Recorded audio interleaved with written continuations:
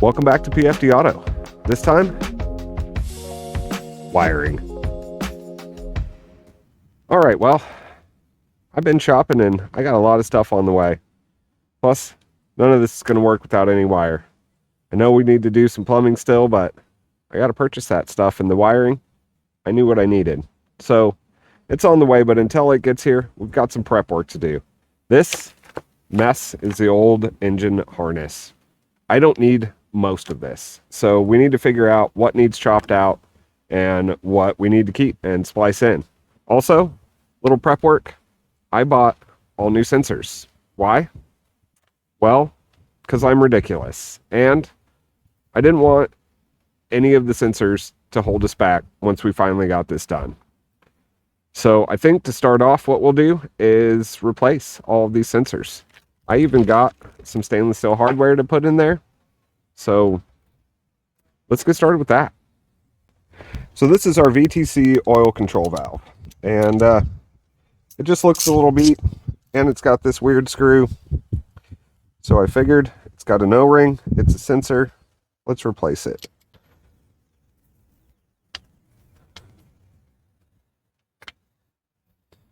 Man, it's in there.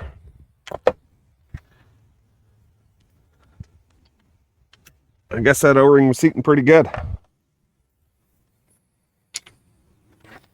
It doesn't look too bad, but the new one looks better.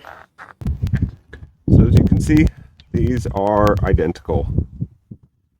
This one came in Honda packaging, but it sure doesn't have any serial numbers on it and doesn't look the same.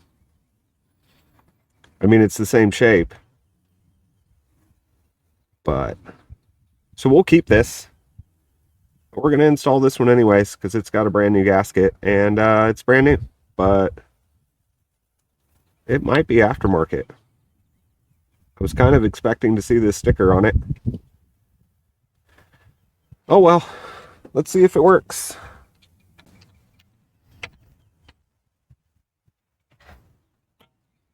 And well, since I can't leave well enough alone and they made a special bolt to make this not hard to get to, I figured I'd replace it with a stainless bolt. All right, one down. Quite a few to go. Next up, crank sensor. Got a new one. It's also in Honda packaging. Let's compare them. One thing you might notice with this is this little gap right here. It's kind of what spawned this whole replace everything, because I don't like the way it sits. It might supposed to be able to sit like that, but we're going to replace it and just make sure. So again, old one versus new one. This sure looks a lot different for another factory part. Now it could be that these are updated parts or just another OE. This actually has a little Mitsubishi logo on it. But they're the same size, they're the same connector, same pin out, and most importantly, the same length. So we're going to replace it.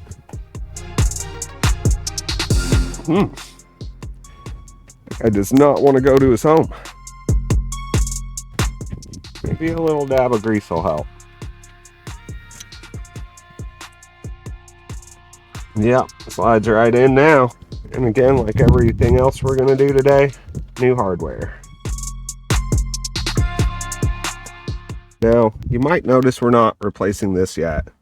I just ordered one of these that is not only an oil pressure, but temperature sensor. It's just going to give us a little bit better readings on the Haltech. So we're going to leave that one there today. One we are going to replace, which I definitely should have done before I installed this intake manifold, is this guy here. So probably not going to be able to show you much of that one, but we are going to replace it. Well, this one might actually be a factory part. This is the one I bought. This is the one that was in the car. Not sure it's got Same tags, or maybe that one's aftermarket. I don't know, but they look very close to the same. And if you're wondering, it's a 27. Yeah, a 27. Next up, we've got the coolant temperature fan switch, something or other. But this guy goes in the thermostat housing, that hole that I thought this other smaller temperature sensor went in. Nope, it's this one. So we're going to get this screwed in there too. Can't really show you because it is underneath that thermostat housing. But trust me, I'm going to install that. Next up, we've got the camshaft position sensors. There's a left and a right one. We're going to replace both of them.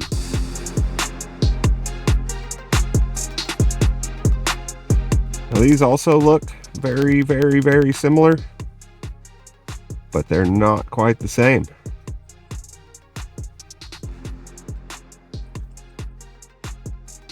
As you can see, they're not the same at all.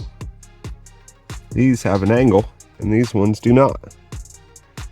I think that's really the only difference, is that this one shoots out straight, and this one comes out at a 45. And actually, if I remember correctly, I think I bought these ones at 45 because it makes it a little cleaner for the wiring. So, we're going to install these. We'll be good to go.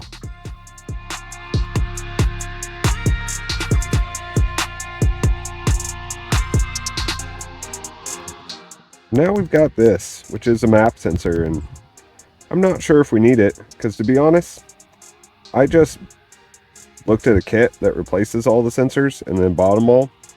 But there's a spot for it right here.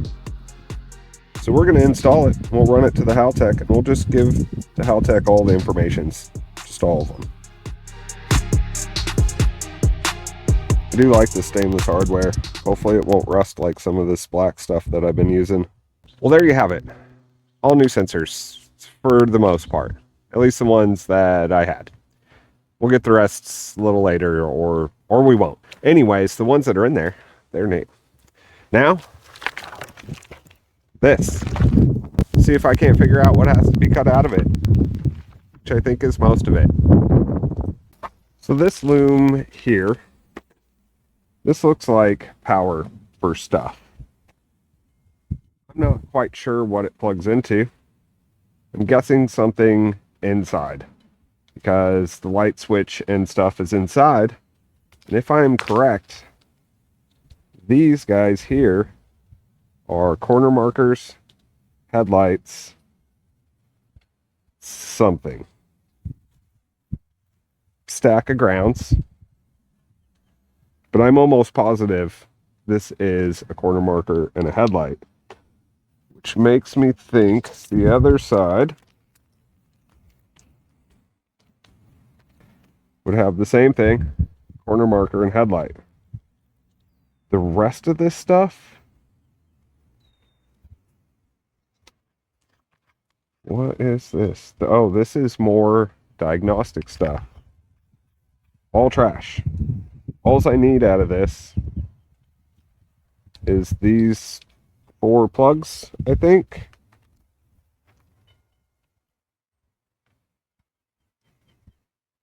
Maybe this is coolant temp or coolant sensor for the overflow.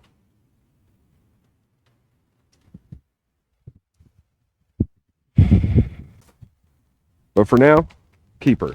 We're going to keep this one. It has some use and some non-use. Definitely still need this one. This guy here just looks like ground strap. It's all shielded wire. You know what this is? I'm guessing this is for the alternator. I don't think it's starter. I think it's alternator. And if that's the case, don't need that guy. What's up next? I'm almost positive this one runs inside of the car, connects to these scary coils. Somehow these coils heating up interacts with the heating cooling system. There's a rubber gasket on the back of this. Plugs right onto the firewall. This is brand new. I bought this recently and it was very expensive. And I do intend on keeping the AC and heating system as factory as possible at this point. So this is a keeper.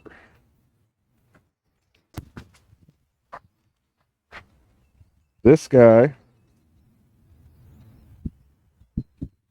air intake sensor or ambient temp sensor.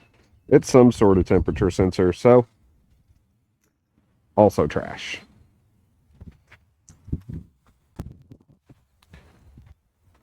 So that kind of weeds out some of the ancillary ones. Now I got to start stripping these big ones and figuring out what we got to keep. Wish me luck. The one I want to start working first is this one. This is ABS and ESP. So it's only connected to the main harness with one pin, 2 wires. Not quite sure what they are, but I know that most of this stuff I don't think I need. I do need this plug right here. And let's see, this is a light. Guessing this is the ABS lights. We won't really need that, but we could reuse it because this all comes obviously into the cabin. This comes into the cabin. I think this plugs into that box that I took out. We can probably get rid of that. These are obviously some sort of power there. I don't remember cutting any wires, but that's been cut. There's a whole stack of wires over there that have been cut. This looks like more. That's ground. That sure looks a lot like this other plug over here. Not sure what that goes to. This obviously comes inside and has also been cut. I remember these two go to the back. This is probably a wheel speed sensor. These are the only wires that I actually remember cutting. And it was because this entire harness was not going to come out unless I chop these. So we'll have to figure these out and why it interconnects into that mess. Then come over here. This obviously snakes inside. It has these 2 plugs. That looks like a bunch of power, a bunch of grounds. This is definitely all garbage. So there's that. This is all engine management. It can all go. So we know we can just take all that out. And this, I think this is power for just about everything under the hood. These guys definitely run the washer nozzles in the hood. Like to keep those. But that was plugged into the fuse box. That was plugged into the fuse box. This was close and has a big old C written on it. Air conditioning. This all came inside. More lights. All of these wires here, like I said, I don't remember cutting these. They're all a bunch of random colors. These are all dirty. They've been in an engine bay. These are just little connectors. Obviously some sort of ground. And just a Deutsch connector. Alright, so the only thing that I know for sure is that I don't need any of this. So we'll start tearing the sheath off of this and figuring out where everything goes. Well, as you can see, We got a lot done today, but we got a lot of work ahead of us. I'm sure it's going to take a few videos to get this one resolved. So we're going to end this one here. If you're new to the channel, please consider subscribing. If you enjoyed this video, give it that thumbs up. If you have any questions or comments, drop them down below. Like always, if you keep watching them, I'll keep making them. And we'll see you next time on PFDAuto.